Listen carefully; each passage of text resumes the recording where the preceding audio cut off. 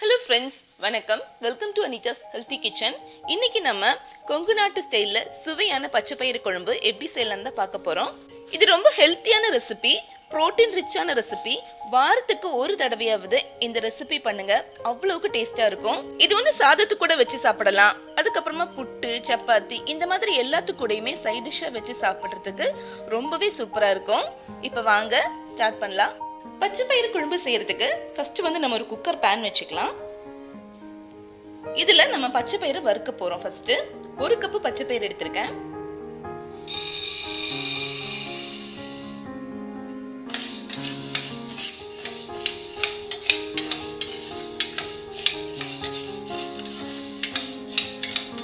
பயிறு வந்து லேசா வாசனை வர வரைக்கும் வறுத்தா போதும்.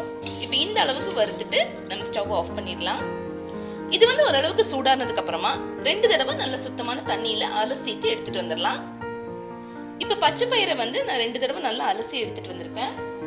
அடுத்தது இது நம்ம வேக வைக்க போறோம். வேக வைக்கும் போது பச்சை பயிறு கூட நம்ம ஒரு 4-5 சின்ன வெங்காயத்தை இந்த மாதிரி கட் பண்ணி சேர்த்துக்கலாம். 2 பச்சை மிளகாய்,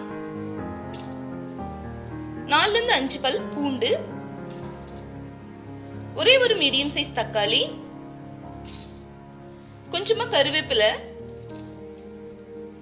1/4 டீஸ்பூன் போல மஞ்சத்தூள். இதெல்லாம் சேர்த்ததுக்கு அப்புறமா தேவையான அளவு தண்ணி சேர்த்துக்கலாம். நான் வந்து 1 கப்பு பச்சை பயிருக்கு 3 கப்பு தண்ணி சேர்க்கிறேன்.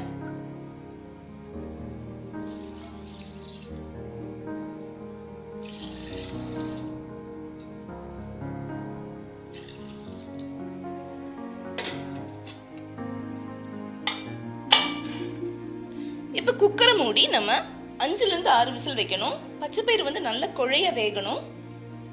இப்ப 5-6 விசில் வச்சு எடுத்தாச்சு. பிரஷர் எல்லாம் நல்லா போயிடுச்சு. திறந்து பார்க்கலாம்.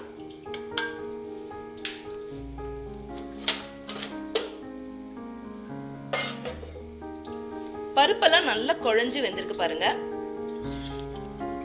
இந்த மாதிரி வேகணும்.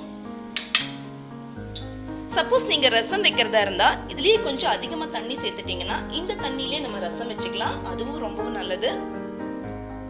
அடுத்து வந்து பருப்பு தாளிக்கிறதுக்காக நான் ஒரு மண்சட்டி வச்சிருக்கேன். மண்சட்டி வந்து கொஞ்சம் சூடானதும் இதுல தேங்காய் எண்ணெய் சேர்த்துக்கலாம். தேங்காய் எண்ணெய் தான் இந்த மாதிரி பச்சைப்பயிறு குழம்புக்கெல்லாம் நல்லா இருக்கும். அதே மாதிரி நம்ம மண்சட்டியில செய்யும் போது அந்த குழம்போட ருசியே தனியா இருக்கும். முடிஞ்ச வரைக்கும் மண்சட்டி அல்லது இரும்பு பாத்திரங்களை பயன்படுத்த பழகுங்க. அதுதான் உடம்புக்கு ரொம்ப நல்லது. இப்ப இதுல வந்து நம்ம கடுகு சேர்த்து தாளிக்க போறதில்ல. அதுக்கு பதிலா ஒரு ஸ்பூனுக்கு கொஞ்சம் அதிகமா, அதாவது ஒரு ஸ்பூன் ஃபுல்லா இருக்கிற மாதிரி மல்லி, வரமல்லி, இதோட 1/4 டீஸ்பூன் அளவு சீரகம், இது ரெண்டுத்தையும் நான் உரல்ல வச்சு இடிச்சு எடுத்துட்டு வந்திருக்கேன். நீங்க மிக்சியில கூட அரைச்சிக்கலாம். ஆனா ரொம்ப அரையக்கூடாது. 1-2 சுத்து சுத்தினாலே போதும். இப்ப இதை வந்து நம்ம சூடான எண்ணெயில சேர்த்துக்கலாம். தேங்காய் எண்ணெயில இந்த மல்லி சீரகெல்லாம் வறுக்கும் போது நல்ல மணம் வரும். இதுதான் இந்த குழம்புக்கே ருசி தர்றது. இது கூட பாத்தீங்கன்னா கொஞ்சம் கருவேப்பிலையும் சேர்த்துக்கலாம். கூடவே ஒரு 2-3 காஞ்ச மிளகாவை இந்த மாதிரி கிள்ளி போட்டுட்டு அதையும் சேர்த்துக்கலாம்.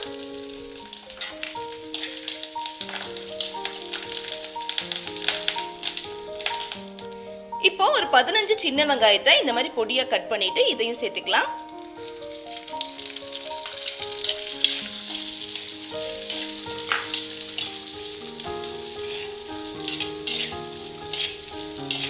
இப்ப இந்த வெங்காயம் ஓரளவுக்கு நல்லா வதங்கட்டும். இந்த குழம்பு பாத்தீங்கன்னா ஒரு 15-20 நிமிஷத்துலயே ரொம்ப சுலபமா செஞ்சிடலாம். வெங்காயம் வந்து இந்த அளவுக்கு வதங்கினா போதும். இப்ப நம்ம ஏற்கனவே வேக வச்சிருக்கிற பச்சைப்பயிரை இதோட சேர்த்துக்கலாம்.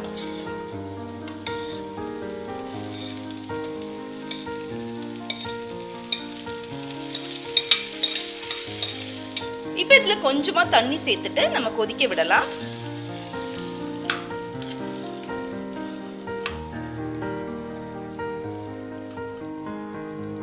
இந்த டைம்ல நம்ம குழம்புக்கு தேவையான உப்பு சேர்த்துக்கலாம்.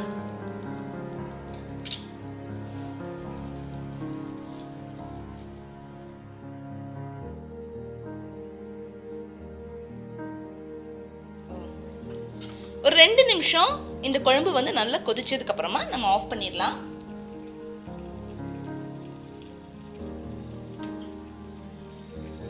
இப்போ இத மத்தால ஓரளவுக்கு நல்லா மசிச்சுக்கலாம்.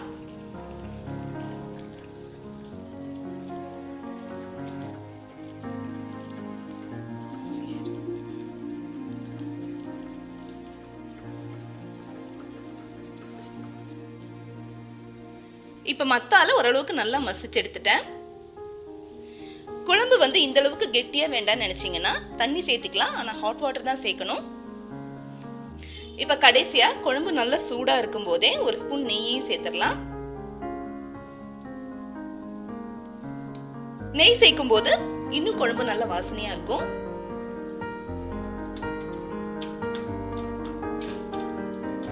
ரொம்பவே சுவையான ஆரோக்கியமான கொங்கு நாட்டு ஸ்டைல் பச்சைப்பயிறு குழம்பு ரெடி ஆயிடுச்சு.